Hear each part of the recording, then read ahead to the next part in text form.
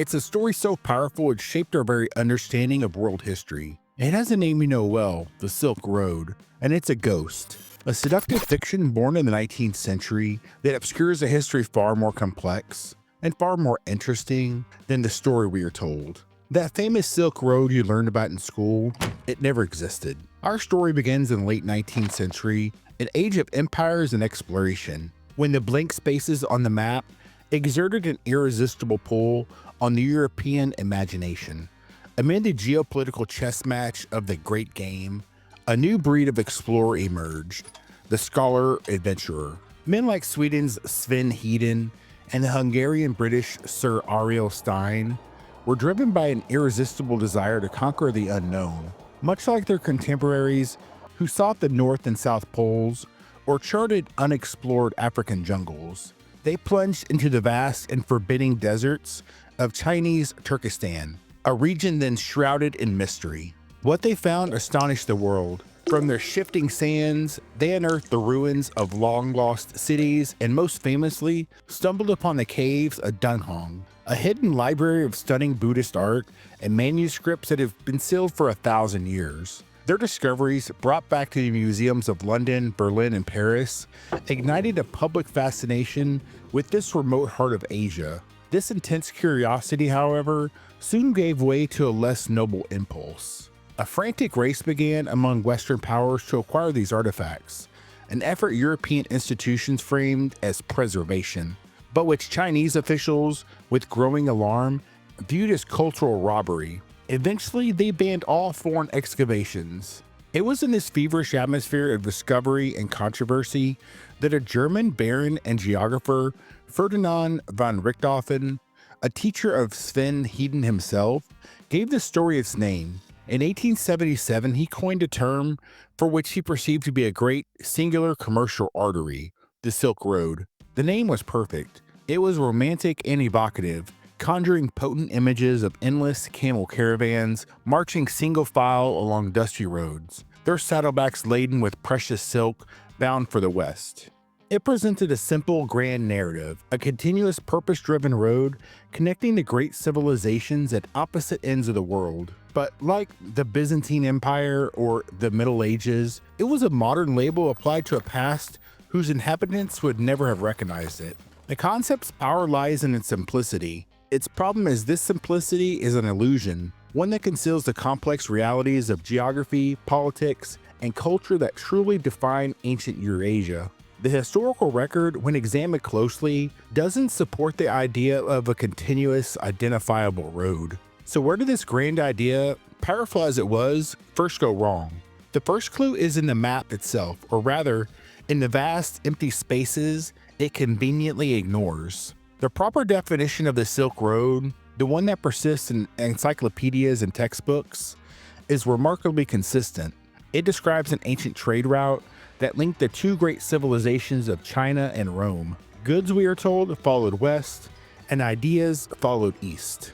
The itinerary often begins with impressive precision. The route starts from China's ancient capital, Chang'an, and headed northwest up the Gansu corridor to the city of Dunhuang, a critical junction on the edge of the punishing Taklamakan Desert. Here the path splits. The northern route passes through the Yumenguan, or Jade Gate, and crosses the Gobi Desert to Hami. It then follows the Tian Shan Mountains, headed through the major oasis cities of Turfan and Kuja, before finally arriving at Kashgar. At the foot of the mighty Pamir Mountains, the southern route branches off at Dunhuang, passing through the Yongwang Pass and skirting the desert's southern fringe via Meran, Khatan, and Yarkand, eventually turning north to rejoin the other routes at Kashgar. Up to this point, the map is detailed, but at Kashgar, the crossroads of Asia, the clear path dissolves into a vague assertion. From here, the script simply states that the route divides again, heading across the Pamirs to Samarkand and then somehow continuing onward to a final destination somewhere along the Mediterranean. The 3,000 kilometers of mountains and plateaus that separate the Samarkand and the seas are brushed aside. The great and powerful civilizations of Iran and Mesopotamia are reduced to a featureless landmass, a mere transit zone to be crossed. In this telling, the Silk Road story writes entire civilizations off the map. reducing great empires to mere footnotes in a story about Europe and China.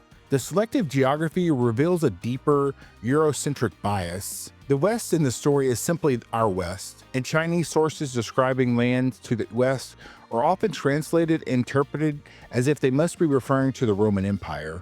The timeline is similarly bent to fit the narrative. The road's opening is often tied to the 2nd century BCE mission of the Chinese envoy Zhang Qin, whose journey was in fact a diplomatic and military one, intended to forge an alliance against the Xiongnu nomads. Some accounts even try to stretch the road's origin back 2 centuries earlier to Alexander the Great, sacrificing chronology to forge a link between the classical worlds of Greece and China. But this flawed map is only a symptom of a much deeper understanding, a fundamental error in how we imagine the ancient world. To find its source, you have to follow the money. And the story the money reveals tells that the entire economic gravity of the past has been turned upside down. The myth of the Silk Road rests on the assumption of economic preeminence of the Roman world. The very name implies that a powerful Roman market, hungry for Chinese silk, was the engine driving this vast network. The claim by the Roman writer Pliny the Elder that the empire spent 100 million sesterces each year on Eastern luxuries is often evoked as proof of this enormous pull. This view, however, projects a modern economic reality onto the ancient past. For the last few hundred years, Europe has been the world's dominant economic player.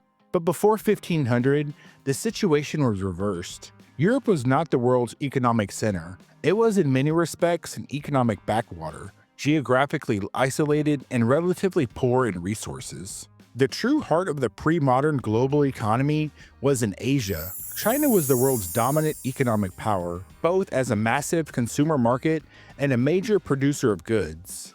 India and the various economic powers of Central Asia and Iran were other key players. This vibrant Asian-centered economy was the system from which goods and wealth trickled down, often to Africa first, and with Europe being the last and most minor recipients. Furthermore, the obsessive focus on silk is itself misleading. While it was a prized luxury, it was far from the only item of trade. Chinese emperors often used their silk monopoly not for commerce, but as a tool for diplomacy, giving it away in vast quantities as gifts to foreign emissaries and kings. In fact, other Chinese goods are far more commonly mentioned as being desired in Western and Indian sources, including paper and high-quality ceramics or Chinaware.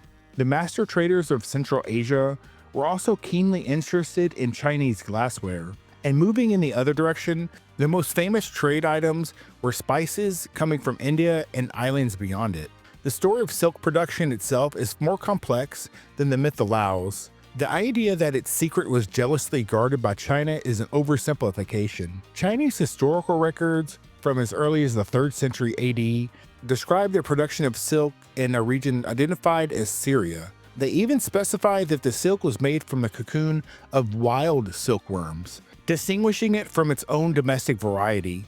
Silk weaving was already a known industry in West Asia, centuries before the legendary tale of monks smuggling silkworms to the Byzantine Emperor Justinian. Finally, the alleged zenith of the Silk Road around 200 AD corresponds almost exactly to the beginning of the crisis of the 3rd century in Rome, a period of hyperinflation, civil war, and profound economic decline. It is difficult to believe that at this very moment of weakness, the Roman economy could have afforded to send its gold and silver flowing eastward in a torrent. If the economic case for a Roman-driven Silk Road collapses, what about the written proof? Surely the ancient chronologers themselves, both Chinese and Roman, described this great route. They did write about each other, but what they actually said and what they left out is the most revealing clue of all. When you place the Chinese and Greco-Roman texts side by side, you discover they don't talk to each other.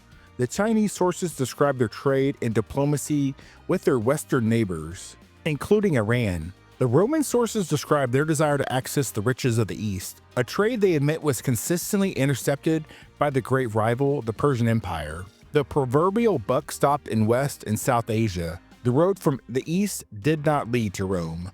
A fascinating story from the 1st century CE illustrates this immense distance. A Chinese general sent an envoy named Kan Ying to finally make contact with the land they called Dakin. Kan Yin traveled west until he reached the shores of a great sea, likely the Persian Gulf. As he prepared to book passage, local Parthian sailors gave him a stark warning. The sea is vast and great, they said. With favorable winds, it is possible to cross within 3 months. But if you meet slow winds, it may take you 2 years. There is something in the sea which is apt to make man homesick, and several have thus lost their lives. Discouraged, Kan Yin turned back. The Chinese envoy never reached the Roman world. This misinterpretation of a single name, Dakin, reveals everything. Modern scholars have long assumed this meant Rome, but a 6th century Chinese chronicle, the Wei Zhu, provides a puzzle that challenges this assumption. It describes the products of Dakin: gold, silver, rare precious stones, corals, and amber. Most importantly, it describes its capital city. The royal capital of the country is divided into 5 cities. The king resides in the central city. In the king's city, there are 8 ministers established for governors of the east, western, northern, and southern quarters of the country. Neither the city of Rome nor its eastern capital of Antioch fits this description. There was, however, a city that perfectly matched this description. A sprawling metropolis on the Tigris River, known in Arabic as Al-Madin, the cities. A seat of power whose government was famously divided into 4 quarters, or custs. But this city was not in Roman territory. It was the capital of Rome's most powerful and persistent rival, the Sassanian Persian Empire. It seems the great Western power the Chinese knew and described was their powerful neighbor, Iran. With the geography unclear, the economics inverted, and the Western records pointing elsewhere, the popular idea of the Silk Road is crumbling. But the myth has one last, powerful pillar to stand on: its role as a great highway of faith and ideas. Yet when we examine who was sending these ideas and where they were truly going, we find the myth's final, fatal flaw. The romantic appeal of the Silk Road is not just about commerce. It's sold as a great, tolerant highway for the exchange of religions and ideas. The Buddhist art of Dunhuang that first sparked the myth, and the later century discoverers of the Manichaean and Nestorian Christian manuscripts in oasis cities seem to confirm this beautiful notion of peaceful, long-distance dialogue. But here too, the geography of power tells a different story. The Christianity that spread eastward was primarily Nestorianism. This was a sect that, after bitter theological disputes, had been declared heretical and was violently expelled from the Roman Empire in the 5th century. It found refuge and a new headquarters, not in the Christian world, but in the capital city of the Sassanian Empire. It was from Iran, not Rome, that Nestorian missionaries, under the authority of their own patriarch, traveled to Central Asia, India, and China. The biblical texts found in the sands of Turfan were not in Greek or Latin, but in Middle Persian and Sogdian, the languages of Iran and Central Asia. Buddhism's journey into China is also more accurately understood through vibrant regional connections, not a single road. The Kushan Empire, which ruled over part of modern-day Afghanistan and was deeply influenced by Iranian culture, was a major patron of Buddhism. This empire served as the primary bridge for the transmission of Buddhist ideas and art into Central Asia, and from there into China. The true crossroads of Eurasia was a region, not a road. Central Asia was never a mere collection of transit stations. It was a dynamic center of civilization in its own right, a crucible where ideas, religions, languages, and art forms met and mingled.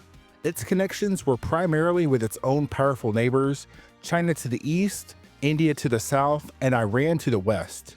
The Silk Road, as a continuous, identifiable route of commercial contact between China and Europe, is an unsupportable fiction. It's a modern concept that, in the effort to connect the 2 greatest empires of the ancient world, has essentially deprived the civilizations in between of their own glory, agency, and context. It's a convenient label that has caused the lumping together of the histories of a vast region, hindering true scholarship. By chasing this ghost road, we may have missed the real story. When we let go of the simple idea of the Silk Road, we do not lose a story, we gain 1,000 others. We uncover a lost world, not a single road, but of a brilliant and complex mosaic of interconnected worlds, all waiting to be rediscovered. The real story was never about a road. It was about the civilizations the road was built to ignore.